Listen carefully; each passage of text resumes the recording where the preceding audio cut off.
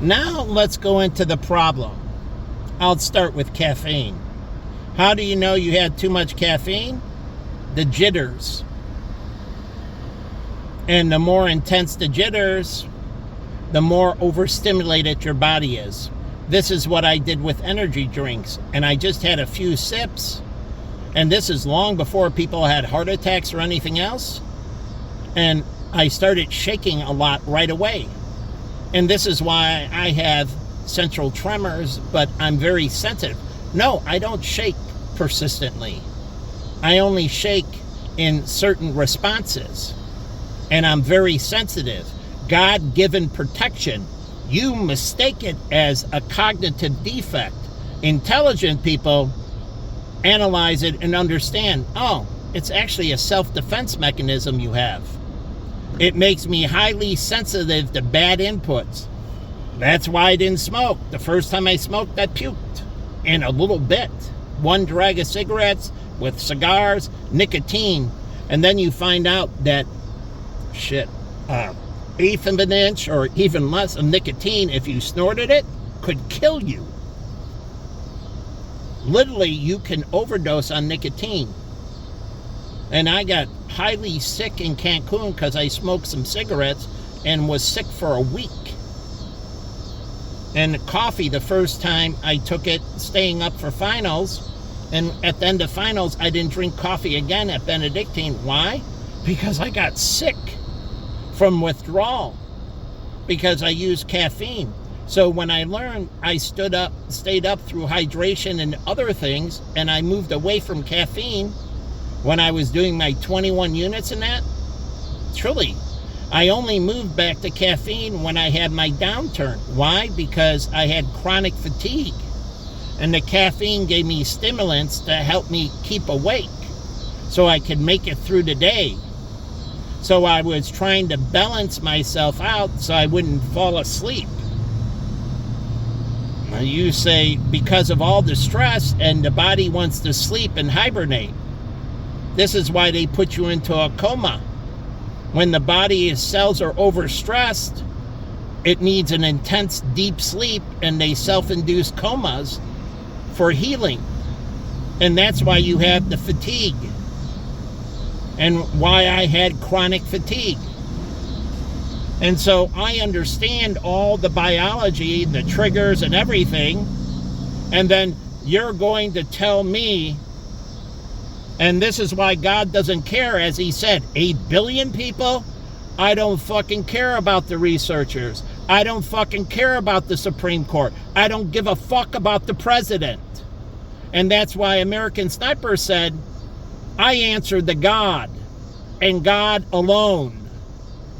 And I'll answer for my decisions, knowing that he understands the Bible. Jesus will judge everything, no matter what. If he tried to sneak anything behind, he's effed. And then, remember, Chris Kyle was on the set with American Sniper. And that scene where he shoots and kills, and the guy, his spotter next to him goes, rad shot, rad shot. And he goes, get the F away, get away from me, you piece of shit, get away from me. Why is he reacting that way? Because he just took a life. He doesn't care how rad the fucking shot is. He had to take a life. So he didn't care how perfect it was or anything else. And this is where you know you got the right person. And even 160 kills, he had a check system every time to justify everything. And he valued life. Even taking 160 life, he took none of them cheaply. Not a single one of them. He valued everything and only took it when necessary. And he didn't care about the recognition. Oh, that was 100 and something yards. And so he wasn't in it for the medals. He was like, oh, you get a medal for long distance shooting. Hold it. This is not a game. I had to blow his brains out. And yes, it's a record shot. But I don't want a fucking medal. That devalues his life. that devalues the life I had to take. And so he didn't have all those medals. As you learn, not the most decorated. There's a big difference when you value life and you put things in police officers, you give them guns and that. And I learned, I'm like, they don't value life. They're fast to the trigger. That's why I said with the 16 shots with the black kid, I'm like, fuck that. Emptying your clip into him? One shot. 16 shots. That's malice. That's extreme malice. I wanted the death penalty for him. It's the difference. And we look at it with serial killers. And we talk about horrendous crimes. Okay, they killed them inhumane. This is why we have lethal injection. It is the most humane way, puts them to sleep. Then we go up from lethal injection to hanging. Why? Hanging, suffocation, asphyxiation is less painful than getting shot. Firing squad, you feel each of the bullets going through you, and instantly, unless they do a headshot, then it's less than hanging. But that's not what they do with a firing squad. They shoot you in the body so you bleed to death, so you feel the pain. The point of the execution is to inflict more pain before you die. So they do not do any headshots. It's all shots to the body. And no, they're not hitting the heart.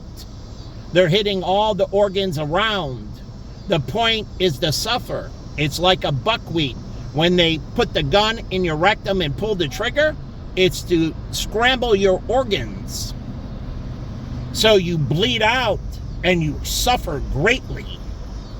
That's the point of a firing squad, to inflict more suffering.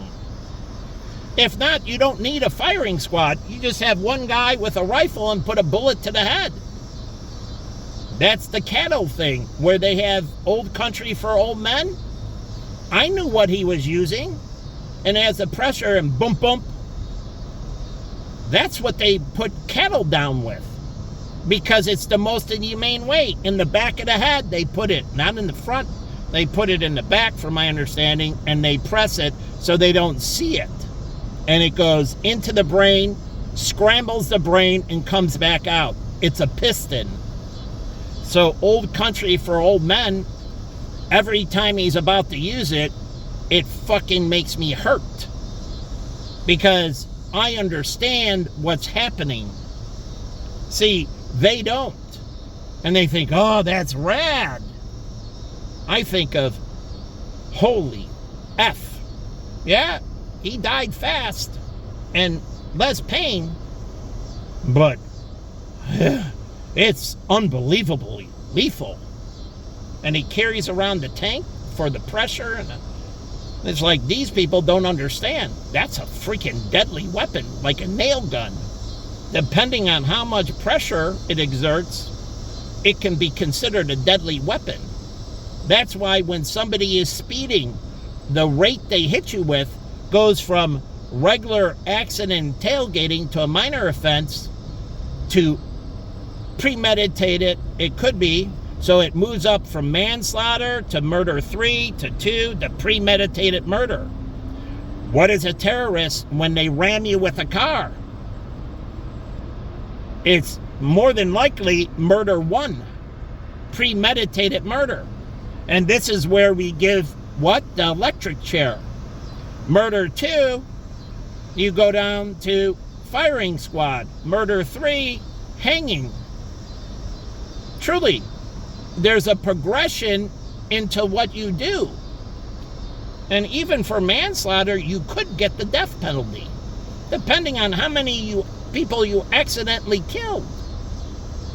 The point is, if you do things and it hurt one person, but you did things and it poisoned a whole factory and put them to death because of your negligence, you might be getting the lethal injection. And the reason that we send that is to tell other people, you better be more cautious, like Deepwater Horizon when it imploded. You might be getting lethal injection because the counts of manslaughter, not one count, numerous counts of manslaughter. Your negligence didn't kill one person, it killed a shitload of people. You might be eligible for lethal injection.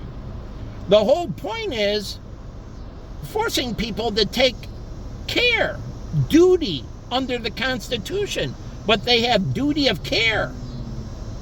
And depending on how many people they hurt.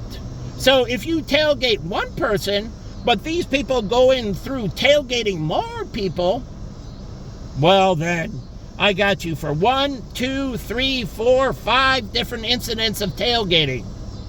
Well, now you went from a misdemeanor to a felony, aggravated driving. You're going to jail. Do not pass go. Time for the handcuffs. So it does matter.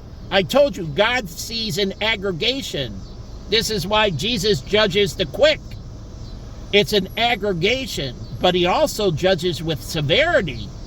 See, it's not only aggregation, it is intensity or severity of each of the crimes.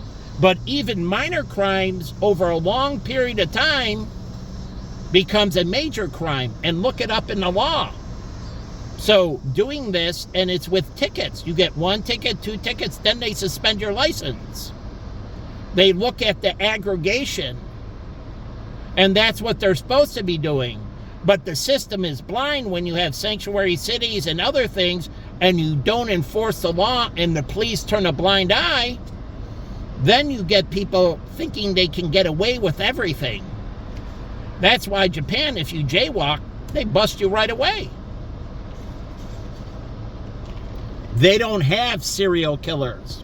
And they're trying to get better catching you before you kill somebody. So it's aggregation. It does matter. And I turned a blind eye since I've been a child turning the other cheek. And I warned them in 16, don't go there. And you aggravate it. You continuously went there. I warned you. It was self-evident how many times I turned my cheek. Now I'm looking at an Asian girl. Never violated me physically. Not one Asian girl that I know of has ever violated me physically. Ever. And emotionally, yes, Jen. But again, it was intense. But still, overall, Asian girls, #1 to do no harm. And unlike whites and Hispanics and blacks, those Asian girls formed a mutual protection organization for me. I didn't ask for it, but they informally found Asian Girl Mutual Protection. Christine, Kim, Mia, Lisa, Erica, and all of them formed a Mutual Protection Act, protecting me from harm. And there's a reason God put me with an Asian woman and wants me back with an Asian woman. The point of who am I safest with? And who's won continuously. They can give it away with attacking me in that. That's fine.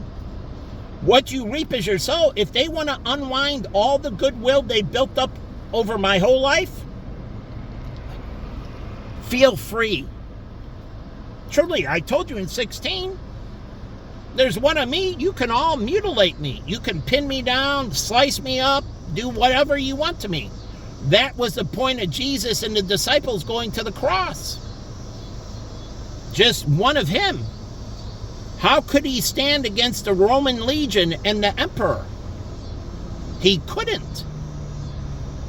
And they did mutilation, desecration, and then murder. And this was supposed to point it out to you. And treason of Judas. He never assimilated. And this is where me and David talked. He's Japanese, and he talks about fast assimilation. And when they don't assimilate, that means they're telling you they're your resistance. And this is where I studied the Muslim community in France. And I found them more and more not assimilating. And what happened? Early on, it was great. They had some Muslims. This goes back to 1980s. When they started immigrating more Muslims into France, and they did, and then they had this thing. Now, they had the thing in Africa with Nigeria, not separatists, what Algerian issues. But again, they started bringing in Muslims, and a little bit was fine, and then the Muslims weren't assimilating, and then they poured more and more Muslims in, and what was a little group that didn't have support, what happened? The capital stack built. The mercenaries, the terrorists built. See, a few guys with money isn't much. And they're radicalized, but they can't really do much. Like the Boston bombing, yeah, they did. The two brothers had the pressure, but they had the family money. And this is aiding and abetting indirectly. But all that capital they had, they could get credit cards and other things, and it gave them scale, financial scale. And so two guys can do a lot. That's why I warn you about the cartels come in here and criminal organizations. They want the American currency or the Swiss franc or other highly denominated currencies. The triad loves that China pegs their currency to the dollar. No currency can ever be pegged, only temporarily to do a bridge, but every currency must flee float. Why? We need to understand the noise. This is why China had a real estate bubble and banking bubble that caused incredible systematic bubbles because they pegged the currency. You can't hear the noise. They were over-lending. You couldn't see the economy heating up. The peg hid the, the fidelity, the hot map, the heat map. You couldn't see the heat. That's why no currency can be pegged. You must see the supply and demand, the heat. Truly, the lack of it or the intensity of it. So, again, you misunderstand me. God is not anti-violent. The most violent thing you can do to somebody is to put them in eternal damnation. Read the Bible. It is literally the most violent thing you could do to anyone. God is pro-death. But where man's violence is nothing compared to his violence. And that's where you start getting, when you start understanding capabilities, as he showed you, bringing back Jesus to life, what he can do to you is unfucking fathomable. See, I understand that. And this is why you serve man, I serve God. And what you can do to me isn't shit compared to what he can do to me. Big difference. And once you understand this, and this is why I told you in Bible, it teaches you respect. Fear God first. That means you understand God's capabilities. Until you fear God, there is no understanding because you don't understand his capabilities. You don't recognize his capabilities. But once you move into fearing God, then we can have an honest discussion. But until you fear God, we can't have an honest discussion because you fear man more than you fear God. I fear God more than I fear man. I know you can clip off, you can do these horrible things, but eventually I'm going to die, and it is only temporary. No matter how much you make me suffer, that suffering is only temporary. God can make you suffer forever, suspend you, as he showed with Jesus Christ in his resurrection. He can suspend you forever, and that means he can torture you forever. There is no dying. It is infinite death. And then hell starts with the most horrendous thing you can imagine. God starts with any capability that man, and as man scales up, God scales up. That's why it says in the Bible, hell has no depth. So he just makes it more wicked. So as you scale up in your ability to inflict pain, he scales up proportionally. He will not be overcome. He will not be mocked. So you will never be in power. He just scales up. So no matter how much you scale up, it's going to be worse than anything man could ever do to you, beyond the capabilities of man. So as you scale up, God scales up. It's infinite. So he already set it in place, and I've told people that. He made infinite exploration for you. You haven't even got outside the universe yet. You haven't even got outside the solar system. You see, but you haven't been. He's created an infinite loop, and space is infinite. So once you get out of the universe, there is much more to explore, and you can travel forever. And he set it up. You don't understand. There is no end to discovery. He planned for your total existence. There is no limitation. That's why people keep on saying there's physical. There is no limitation. There is no limitation to the speed of light. The premise is wrong. So you're in the universe. The universe has a governing factor.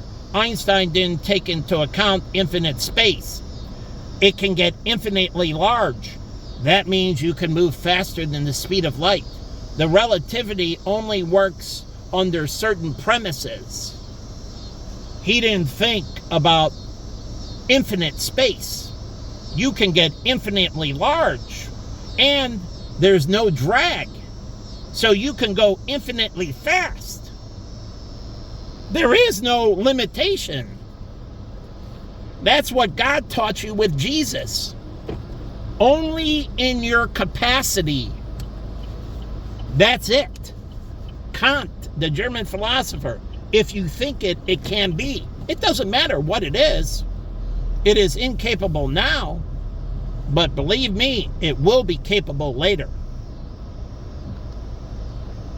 Is it something we want is the question.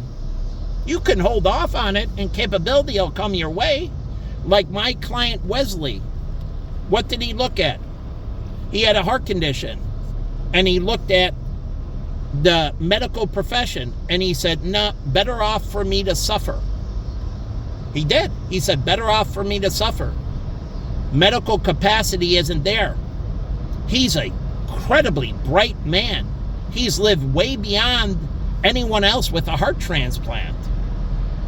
But he looked at capacity and he said, nah, medical capability is not there. I'll wait. I'll suffer.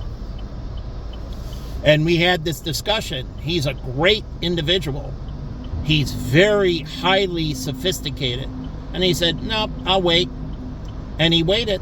And then he said, medical capability is there. I'll get the transplant. He got the transplant. And last time, what's he, 80, 90, going on something years old, approaching 100, with a heart transplant. But timing matters. Timing with capabilities. And if you leap when you shouldn't, well, then you suffer. So you have to understand, sometimes it's better to suffer, waiting for the right time. But what doctor tells you that? That sometimes it might be better for you to wait to medical technology or the pill because it's too risky. This is why we have preliminary trials, and they tell you, well, there's a lot of freaking error here.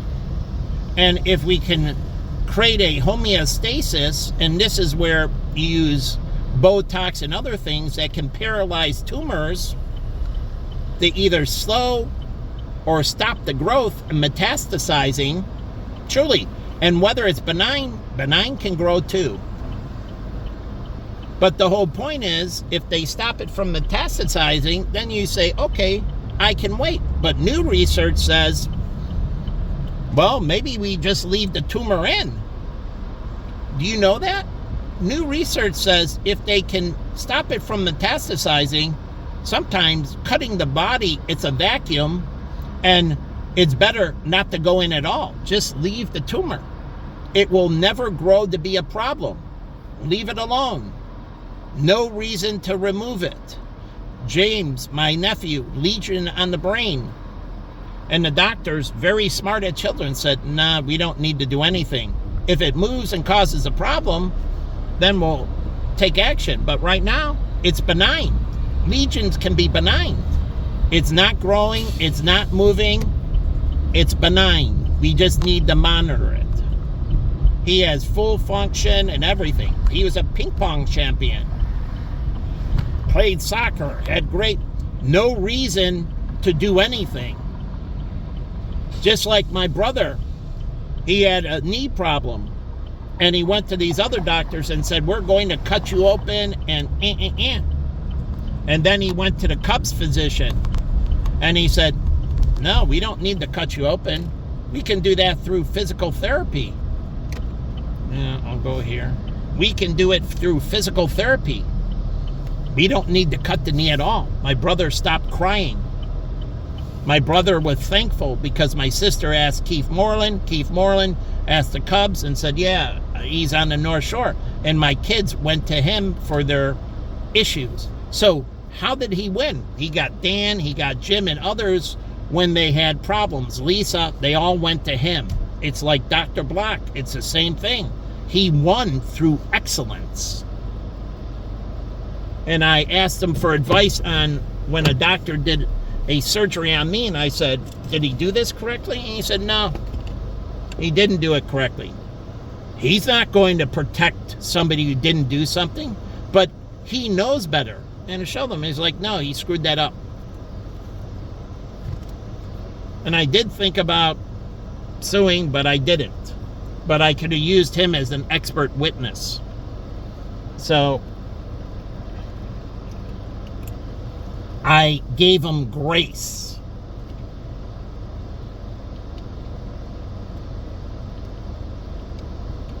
Because I believed it wasn't intentional, but it was out of greed. The other doctor was supposed to do the other part of the surgery, and he couldn't do it at that time. Instead of rescheduling, he decided to do it both himself because he makes more money. And he screwed up the part the other doctor was the professional. He should have never done it. But I could have sued him. And he thinks I owe them a few bucks, but I weighed that out. Screw you. And I did. I didn't fully pay him. I owed them a couple $100. And I'm like, I was in a hard place and push comes to shove. Am I going to take you for big money or am I not going to pay? And I decided I wouldn't sue. And so I'll just take the pittance. He didn't come after me in collection. I went in for a follow-up and that never said a word. Truly. He had to cut out the hook that he put in with a laser, open me up, pull it out. He screwed up. He didn't say a shit to me. He knew he fucked up. And he knew that I had every right to sue him. Malpractice. He should have never done that part of the surgery. He didn't say a word. See, this is where the collection agencies, and you're after me, and then you're ruining my credit. I'm sorry, all you collection people, but you're going to fucking hell. You painted the wrong tape. You messed with the wrong person. You mocked. And you're going to die. You destroyed my life. unrighteous. You come after me, and I told them, I warned you in 16, and you decided we're going to do this. He doesn't give a shit what you created. It was a burnt offering, as I told my mom and that. You die. Cain burns. He came to God and was like, where is Abel? Get that piece of shit away from me. So once you get into a burnt offering, there is no indemnity. You can't make up for it. You're condemned. You were warned. I put it out there in public, then locked everything down. But first, I made the public disclosure. Just because you're ignorance of the law is no reason to break the law. And so when you did willful ignorance, not on me, I did exactly what I was supposed to do. You crossed the line and continue to cross the line. That's on you. And the government is now doing willful neglect. And it's gross, and it's malice, and it's unfucking believable. And I had U.S. congressmen on my Facebook. Oh, yes. From Minnesota and other. And I had FINRA people on my Facebook. I knew exactly who was on my Facebook. And I posted it because they were on my Facebook. And they were exposed. And I did it, and they chose. On my LinkedIn, I had many government officials, many people in Hollywood. Twitter, you name it. I wrote to Draghi, and it's all on you. And you keep on hurting me. So go ahead with the lawyers, with the tailgating and everything else. All of you die. So this person tailgates me, they burn. That's on them. And the funny thing is, it doesn't happen till after you die, as God told me. It will be all exposed to you upon your death. That's it. And I only know what he wants me to know. And you only know what he wants you to know. So you think you're going to investigate and find the answers to God. You only know what he wants you to know. And that's why the guy who found the cork understood. I'm a moron. And I only discover what I'm allowed to discover. Nothing more, nothing less. So again, that's why he turned it over to God. I know. We don't even know anything beyond these walls of our solar system. We see light, we can understand light, but we truly don't know until we put boots on the ground. That's why you need the space program. Because, as they say, book smart is not street smart. You need to get street smart. That's why we send out probes and rovers, and then we have to put human life on there. Eventually, you got to put a human. And so, again, we're just wet behind the ears. We're even just a little bit book smart. We're not street smart. And that's where your ignorance comes in. You think you know more than something, and everyone can tell you. Talk to an astrophysicist. It's been around forever. And space goes for infinity. That's why we keep on moving through space. We're in a spaceship. You know that, right? We're in a spaceship within a spaceship. Where is our spaceship? The solar system. What's the greater spaceship? The Milky Way. What's the greater spaceship? The universe. So you don't think we're in a spaceship? We're in an organic spaceship. We're in a spaceship.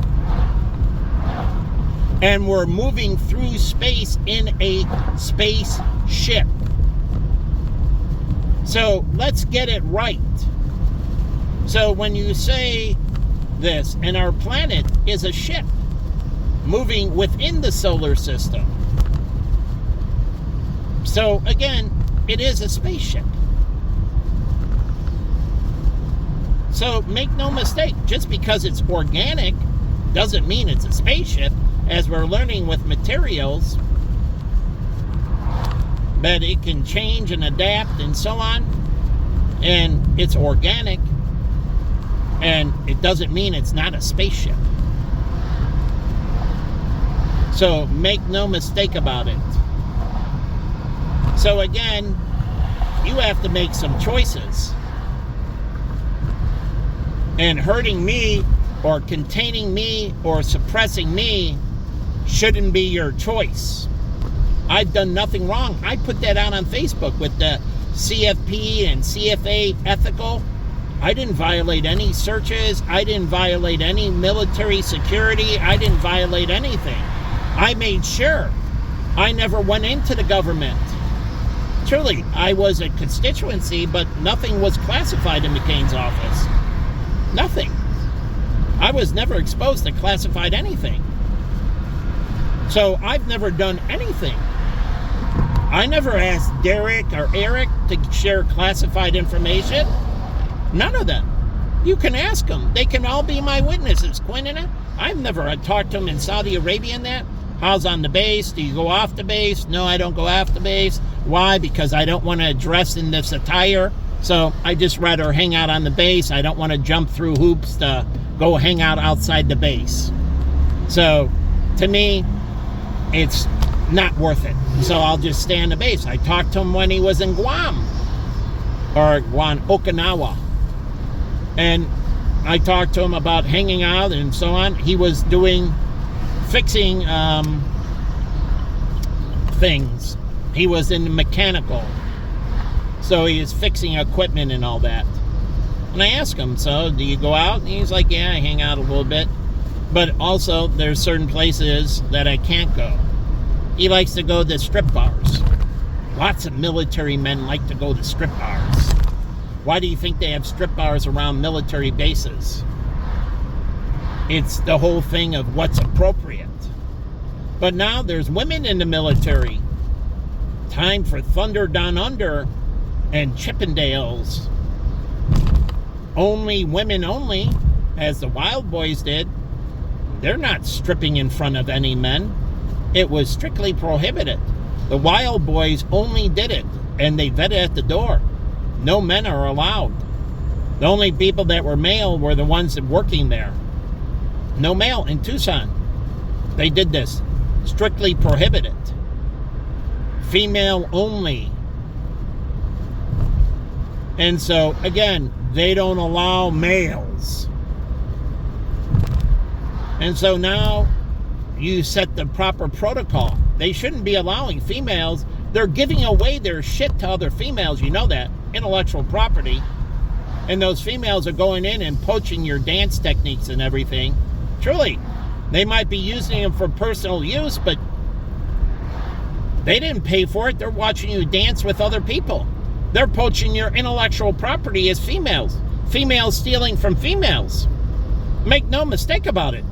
That's why they didn't allow any. They don't want other males coming in thinking I'm going to be a wild boy or whatever. No, you're not. And you can put it out there. This viewing is for females only and so on and so forth. And they have to allow you to do this. Protecting your intellectual properties. Why do you think I said my disclosures are for heterosexuals and heterosexuals alone? If you disclose it to anyone in the LGBTQ community, that's on you. That's between you and God. If you get the information and disclose to them, I only empower heterosexuals. And I said this from the beginning with HIV and that. They might benefit, but my intention is never to help them. They benefit from the knock-on effect, but I have no desire to help them in any way, shape, or form. And it's you choosing to help them. That's on you. I have a targeted audience. And I'm allowed to discriminate. It's called preferences. And oh yeah, preferences are legal. Or if not, then they say, you have to hang out, Michael, with that, say, let's just go ethnic. you have to hang out with that Polish person. You have no right. You can't say, I don't want to hang out with you. You must hang out with that Polish person. What? I can't do him any injustice, but why am I to invite him into my house, my sanctuary, my inner space? I have to hang out with that Polish person? And this is why we have private domain. This is why your intellectual property is in your head. Private domain. And if the government can snatch that, well then the president can be, what? We worry about aliens snatching and taking over the brain. Right? Independence Day. Independence Day. Get out of my mind! What happened in Spider-Man? Forced him out of the mind. Holy shit. Our top military people go over to China. And now they can tap into their brains.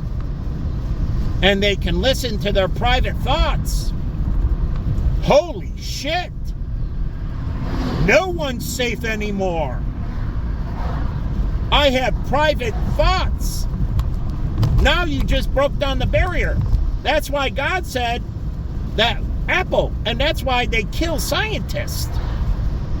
There's a point where you meet the death penalty as a scientist.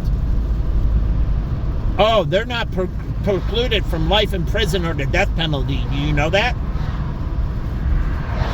And they need to know that. No more Joseph Mengelas. No more crossing the line.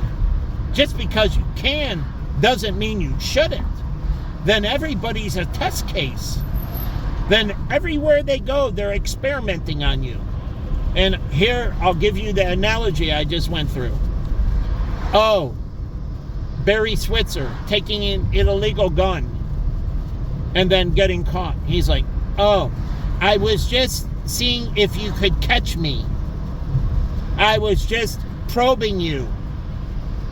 So how do you tell if somebody intentionally doing it, if they were probing you or not? Because now they use that as an excuse in court. I was just testing the system. How do you tell if somebody was stealing?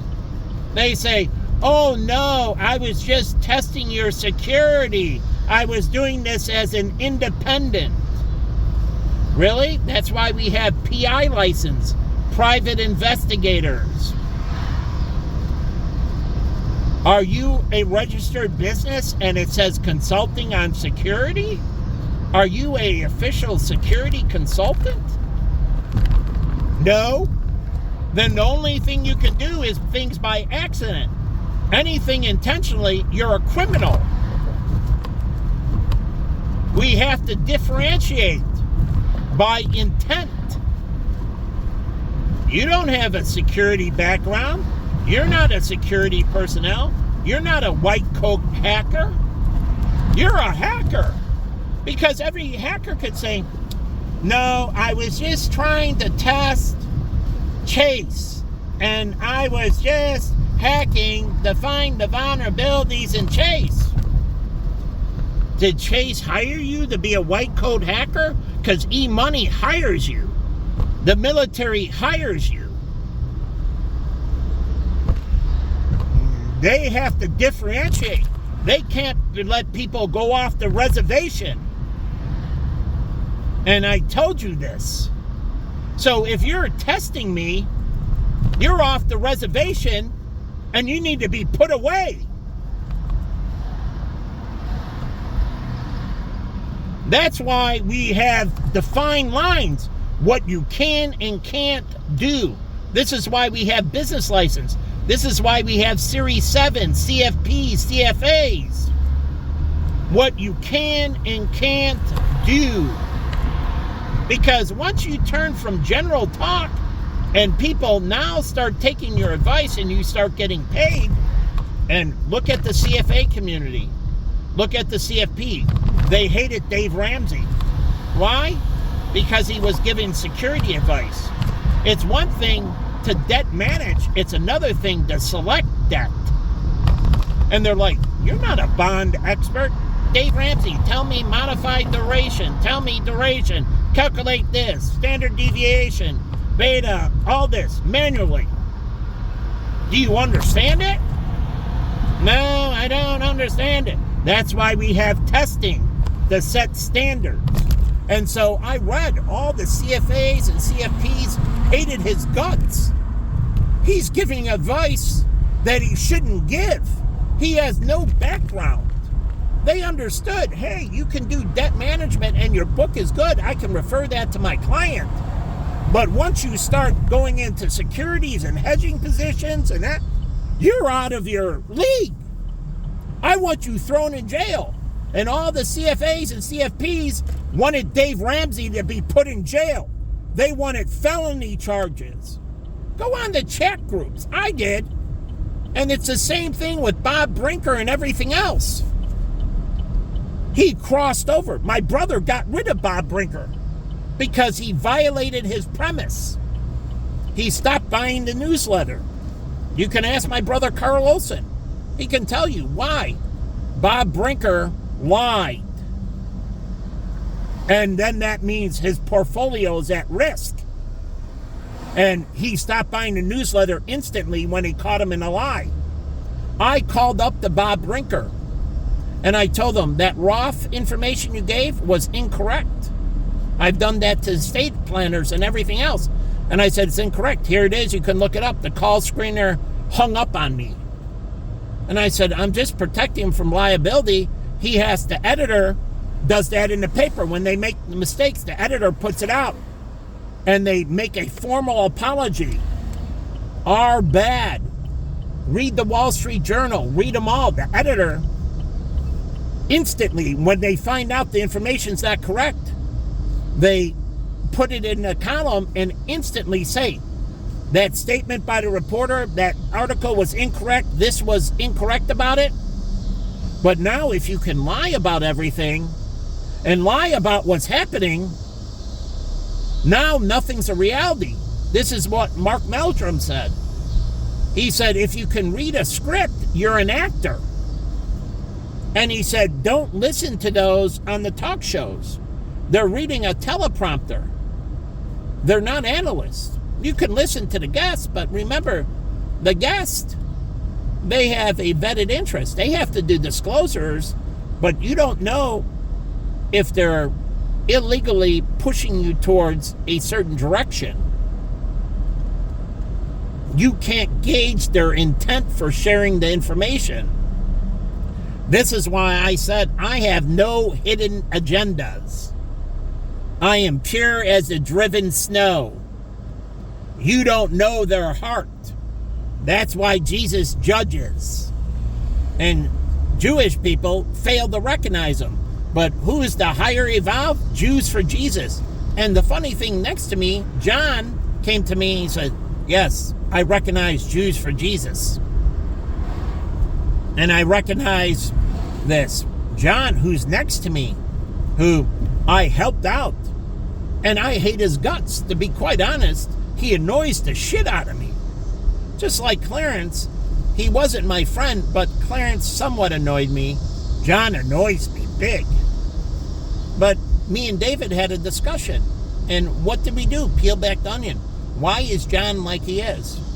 And then David said, well, you know, the Holocaust and everything else, and then go back to Jews back in Egypt and so on, enslaved. He said they're probing to sense vulnerability. And so they cross over the line and they haven't corrected, and they ask questions they shouldn't, and they probe when they shouldn't, and they haven't learned discretion or to know the difference. And they do this out of self-defense. And so again, God's watching you and you're probing me and you're going to die for it. You took away my free will, my free direction, my free interactions, my ability to govern my own life. You've enslaved me, just like they did to the Jews in Egypt. They didn't let them out of Egypt. They enslaved them. God said, and I rolled around Chicago, set me free!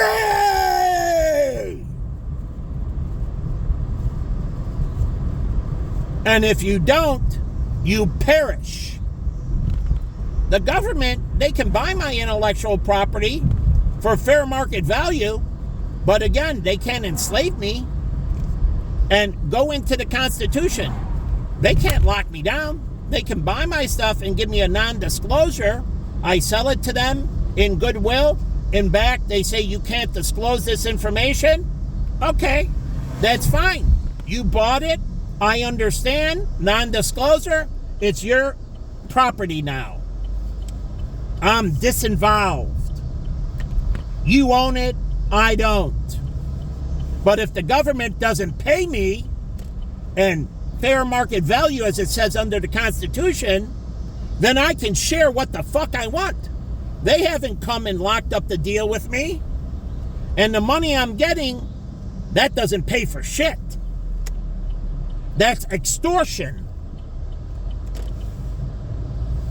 And so again, they say this. This is why the CEO of Boeing and Lockheed Martin and all of them, even in Europe, you think the U.S. government can go down and lock up Airbus? They have a military division, and they're going to come in and lock up the people. No, they can buy intellectual properties from Boeing, from Airbus. They can't throw them in jail, nor can they stop them from moving around. That's the risk they take. It's a do not disclose, and they understand that, and if they violate the disclosure agreement, then they commit treason. But that means the government paid them and owns the intellectual property, or leased the intellectual property. And that's the same thing who did? Bill Gates did. With who? IBM. And he asked IBM, and he asked them clearly, can I lease this to other people? And what did IBM say? We don't care. You don't have to have an exclusive. Feel free to share the operating system with whoever you want. All we care is about the hardware. They could have locked it down and had an exclusive. And it would have just been for IBM. But they were ignorant. And it shows you in the movie. Bill Gates didn't do anything to violate IBM. He didn't steal anything. He asked, can I lease this to you and keep the intellectual property? And they said, yeah, you can lease it to us. We'll fund your research. You develop it. Then you lease it to us. And can I sell it to other people too? Yeah, feel free. We don't care. It's all about the hardware. We care about the mouse. We care about the screen, the keyboard, the chip. We don't care about the software. And he's like, okay. These are sophisticated investors. Bill Gates didn't pull anything over on them. This is why I have respect for them. If IBM said, no, you can't do that, and no, Bill Gates could have said, well, then, I'll look for capital elsewhere. Truly. Because they wanted full ownership. And he could say, no, I'm sorry, I'll find capital somewhere else. So make no mistake about it. And the police can't do tailgating. They're governed by the same law as I am. I'm not breaking a law. And if they violate my proximity, usually now the Secret Service would step in because they have a gun and taser and that, and they throw them in jail. The police have no right to get near. There is an order of security, and who can come in that security window? And they strip them down. The Secret Service disarms law enforcement. They cannot have anything close to the president. They are stripped down.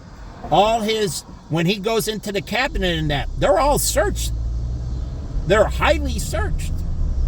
They're not allowed to get inside the security buffer. And if they do, well, and I talked to the Secret Service when they came to Deerfield High School. And I went to where? The Treasury, and I was the only one asking questions at the FBI lab, at the Treasury. and all this. I wanted to know. I signed up to be a treasury agent. And I wanted to be what my friend Jimmy Quinn was. He wanted to be presidential security. I said I would take a bullet for the president. And I got it. They should have a register if everybody applied for the information packet. Truly, just like Northwest in the live organ donating, I applied for the packet and said, no, I have cognitive issues, and no, I don't qualify. They didn't have to tell me. I wouldn't have passed the mental stability test. Truly, that's why I never donated the organ. I never went on the list because I have this and I can't donate the organ. And so I didn't go through with it. I just kept the pamphlet, read through, and I didn't put myself on the organ donation list. Because I wouldn't. Why have I never gotten a firearm? Well, number one, I don't want one. But number two, I look at cognitive stability. So you think I do this self-probing. I set my own boundaries based on capacity. You don't. This is why God said to me, I can do whatever I want. He trusts me fully. Whatever boundaries I set is the law. So you're operating differently than he is. I can do no wrong, he said. So you're different. You're under a different standard than me. And you think we're treated equal. We're not treated equal in God's eyes. Jesus wasn't treated the same as the disciples. If he was, then they all be on the right-hand side of God. And then they all would have been able to talk with God. And then God would have raised them from the dead. God only raised Jesus from the dead. So make no mistake about it. So the Bible goes into depth about this. Who has what? And then if the government wants to try to interfere, this is why I laughed at Spider-Man. As God told me in 15, he's never talking to me until after death. And I think, well, why is that? And he said, well, basically, they're going to fuck with you. And once you make the announcement, I'm to stand back and watch what they do. Revelations. And so you choose. Yeah. Maybe. But you make choices. I operate out of pure self-defense.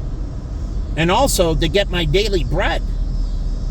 When you take me off of dating sites and everything else and you took away all those girls, if I was really in need, I had a line of girls that I could have called them up for a booty call.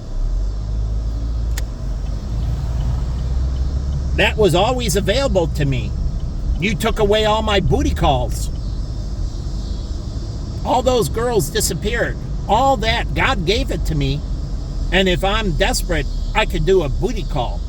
So if I couldn't handle it anymore, I'm like, yeah, where are you going to be? I need you to be at my house or your house.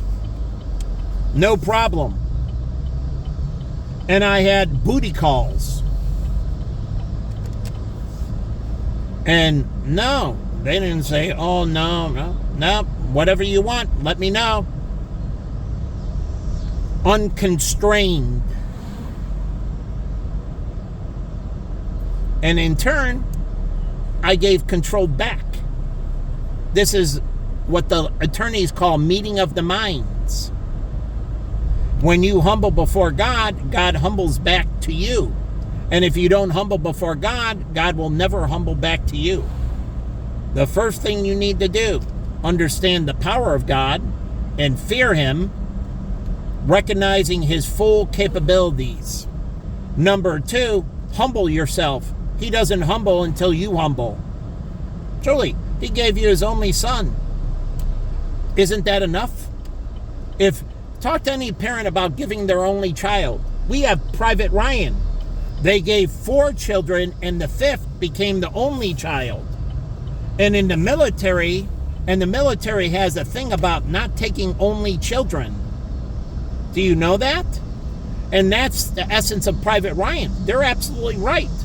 It came down, the 4 died and only 1 remained. Now it's the only child. And how unjust are we going to be to the mother? Because I don't think the father was alive anymore. How unjust are we going to be to the mother? Are we going to take away her only child, her last salvation? And hence they said no. So I agree with Private Ryan, and it is kind of FUBAR, but it's not. They weren't only children in that way. The family sacrificed 4 children for World War II. 5, way too fucking much. And whoever had to die needs to die to make sure we don't cross the boundary of the 5th. So the movie is just. It is telling the right story. And why do I like that?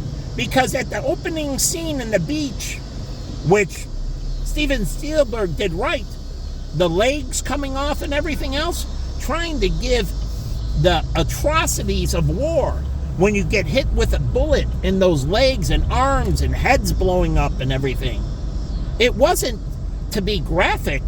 It was to show you and depict the realities of war. And I appreciated that truth on the beach. That showing people when you get hit with a something caliber bullet, a rifle hits you one way, a machine gun is a bigger caliber bullet. And then an aircraft gun, if you hit somebody, and that's what the terrorists use, they put the aircraft guns on the back of their thing. Those things are meant for armor piercing. And if it hits an individual, there's nothing left of you. Michaels. But again, he was showing proportionality. And this is why we don't use things. And this is why we selected targets for the nuclear bomb. We didn't select Tokyo. Why? Too much loss of life. Do you know that? They selected the targets to minimize the loss of life, but to create the shock and awe that was necessary for the Japanese to surrender. So you don't think the best would have dropped 2 nukes on Tokyo? They didn't. So they discriminated. They tried to minimize the loss of life, tried to maintain value, and this is why I give them grace. They weren't indiscriminate in that way. And the Japanese are our best friends now. But they understand proportionality. They understand they could have just dropped it on Tokyo. And the amount of lives that would have been lost, tens of millions and millions of lives. They minimize the amount of damage. What are you doing with me? Are you minimizing the damage, or are you maximizing my physical and mental damage? Violating the Hippocratic oath of doing no harm. And the premise is, how much damage are you willing to do to me? How much depravity? How much are you willing to take away from my life? How much are you willing to diminish me? How much are you willing to enslave me? Mentally and physically. How much are you willing to impair me mentally and physically? How much damage are you going to do to my life? How many people are you going to wrongfully take away from me? Like my mother. I watched her whole life. I got her to quit smoking. I kept the house clean. There was no environmental pollution. How the hell did she get lung cancer? Literally, I calculate impossibility. There is no way understanding lung tissue and understanding exposures and understanding how cancer is derived. There is no possible way. How many people are you wrongfully going to take away from me? How many people are you unjustly going to do to me? How many lines are you going to cross and breach? Because Joseph Mengele didn't have any lines. And he breached everything. And Jews should understand that. And this is where God watches. Are you a righteous people? Have you not learned restraint? Have you not learned what is right and what is wrong? How much suffering do you need to do? Truly. And you show your ignorance and you suffer more. And I go into World War II and I showed the ignorance. And you say, one, they could have nipped it at the bud and saw what was going on. And I disagree with AI giving them excuses. I wholly support the Holocaust. But I support no lies, no misconceptions, because you tell people they're invulnerable of changing their circumstances. And that means you said the Jews were powerless. They could have left Germany. Do you know how many Jews left Germany? Lots of Jews left Germany. The ones stood for greed. They wanted to maintain their house. They wanted to maintain, and that's like on a plane when they tell you the plane's on fire. And if anyone goes for the overhead bin, knock them out of the way. Your life is more valuable than anything they have in the overhead bin. The security professionals, it was on ABC Channel 7, on Good Morning America, I think. And he talked about that. And he's like, knock them into the other seats across. Truly, get them out of your way. Your life is worth more than that. So that's what happened with the Jews. So I'm not lying. They had choices to make. What do you think Einstein did? He left Germany. I'm not going to a concentration camp. He left everything behind. He didn't care. His life was more. And this is where Jen showed me her wisdom. As she said to me, you can have everything I have. I can recreate. I can rebuild. You can have it all. I'm young. This is an honest conversation. I'm young. I can go. But I told her, I'm here because I love you, not because of the money.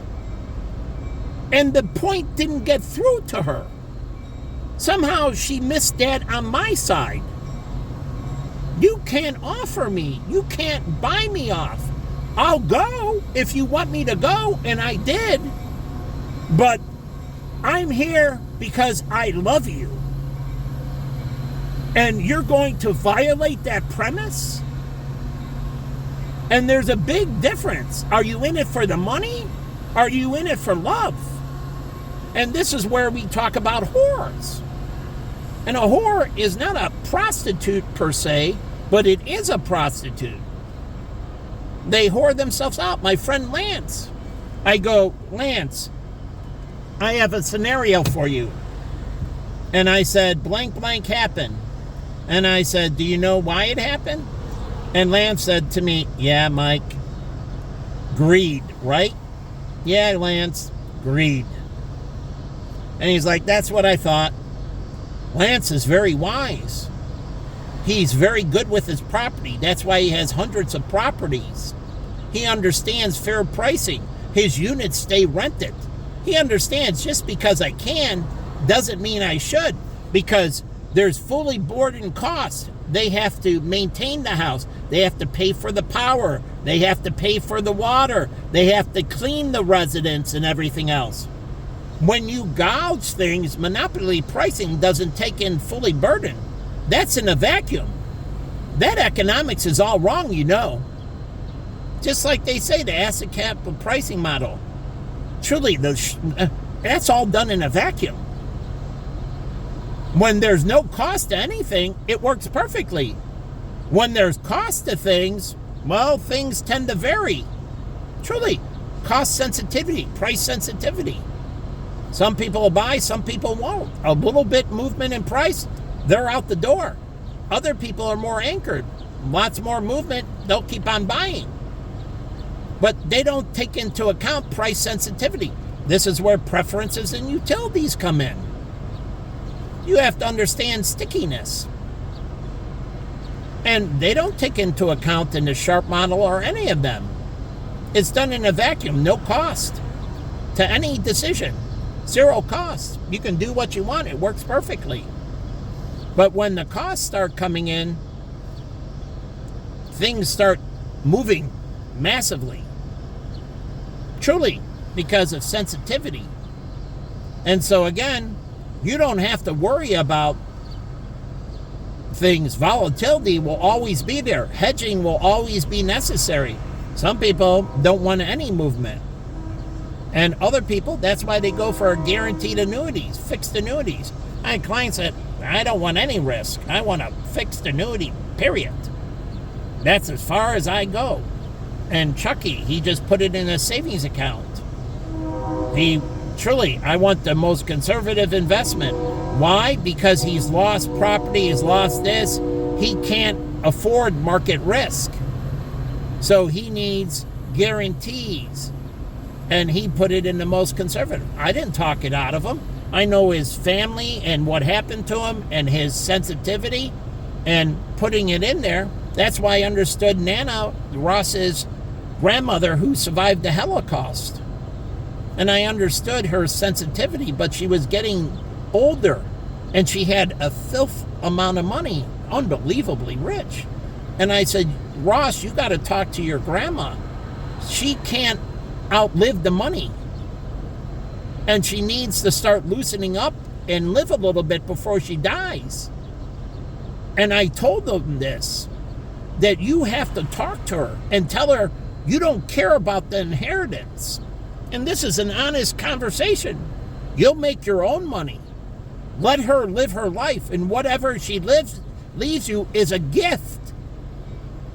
No expectations. And if she leaves you nothing, that means she left you a good life. And if you have to loan her money, so be it. Truly. If you go in debt, so what? But she wouldn't. She had more money than she knew what to do with. And I told them, you got to talk to her and tell her to start experiencing life. Stop enslaving herself. And this is the old school, like my partner David. I told him, stop enslaving yourself. You have this, you have that. I understand strategics, but you're being a fool. Get a new car. Buy some new clothing. Truly. And his wife kept on getting on him. She got a new car, and he caved to her, but it was used, and Matt helped her with the pricing. And why? Matt got a thrill out of helping her. It's his way of showing love to his mother and father. He expresses it. That's one of Matt's love languages, my partner's son, David. But that is. And so he let David knows more than Matt about finance, but let Matt do that. Because he knew that was a way that Matt shows love and compassion towards him and his wife. And so he let Matt go with her and do the whole process. Now, he talked to him, and whatever information he wanted, he would give, but he let Matt and her do the thing. Go out, select a car, whatever. I'll provide the resources. You make a decision. If you have any questions, let me know. But he gave them freedom. That's understanding the Bible. And he talked about his kids, giving them freedom to stumble. And he said, Megan and them, Matt, they got to make some decisions on their own. You can't be a helicopter parent. And you got to let them make decisions. The greatest thing you can teach a child from birth is decisions. Here, I'll give you a helicopter mom, Tracy. John Zeef. What is John Zeef? Brianna, only daughter. Tracy. Now, John loves her dearly, but also knows that she has to experience life. And Tracy, hyper vigilant. Helicopter, a bruise on her, and she would go off on John, tear him a new asshole. And I said, okay, so she needs to know how to take a fall and everything.